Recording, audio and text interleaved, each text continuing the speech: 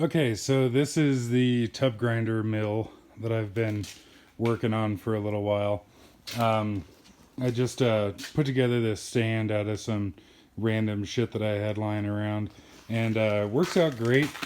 Got um, whatever the fuck this is supposed to be, but I use that for just scraping the slag off there, and then works out great. You put your rods in over here.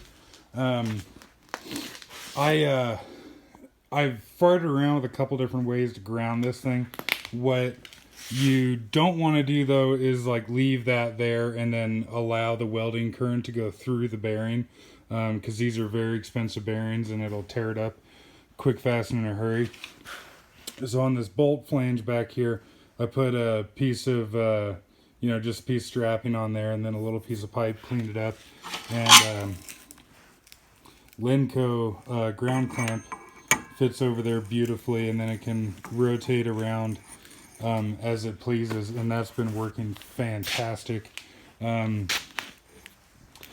if you're going, time wise, I don't know, but if you're welding for a really fucking long time, it'll just barely start to get warm here, like maybe 90 degrees or something like that, but not bad at all.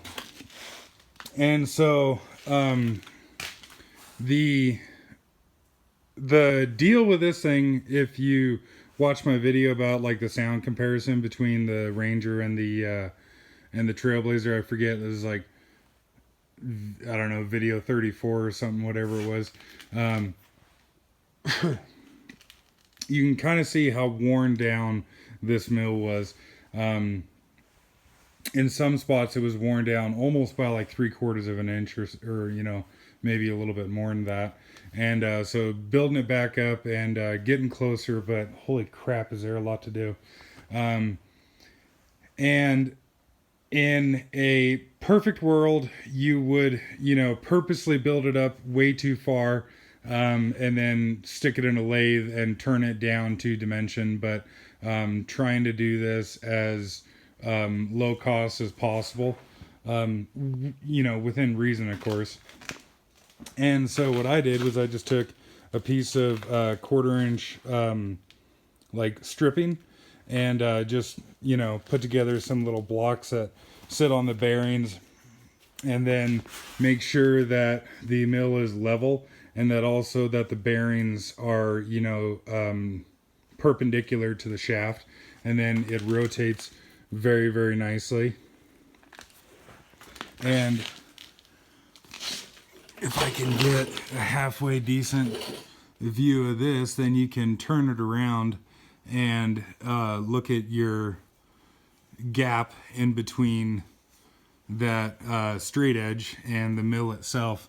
And so what I've been doing, just for simplicity, is say find a spot that's low, and I'll mark it off and then run a chalk line or a soapstone line where I need to build up a bit more yet. And that's been working pretty good. It's not a super precise method or nothing like that, but at the same time, it also really doesn't need to be, quite frankly.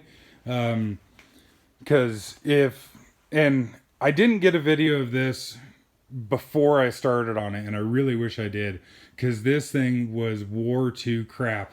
It was just,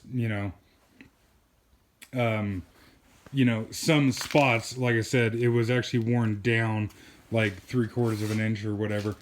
And so, doing this is going to get it close, although obviously not perfect, but then again, nothing is.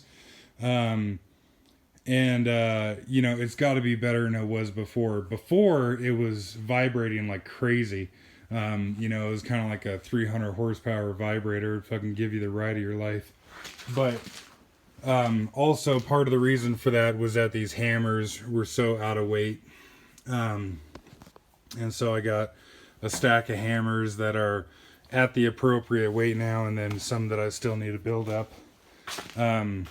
This is just like a tire or anything else rotating, for that matter. It does have to be balanced. And again, while this is not super precise or anything like that. We got to be making it better than it was before, right?